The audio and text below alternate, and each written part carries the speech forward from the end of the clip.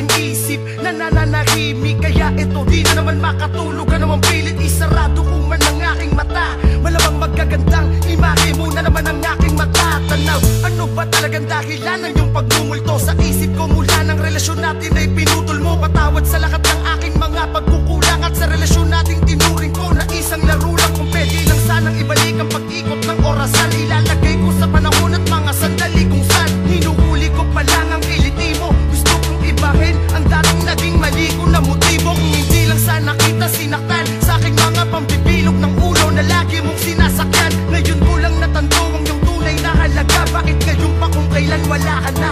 Kung may babalikan man ako sa aking nakaraan, ay hahanapin ka at muli sa'yong ipadarama ang aking pag-ibig na dating nagkulang.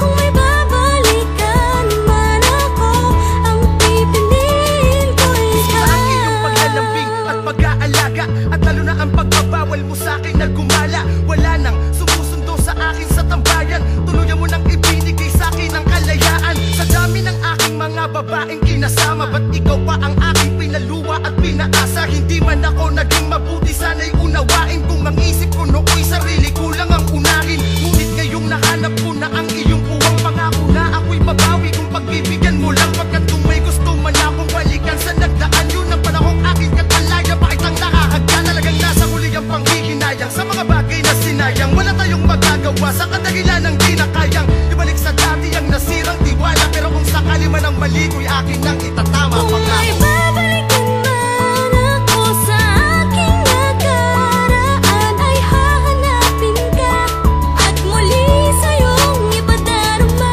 ang aking pag-ibig na dating nagkulang.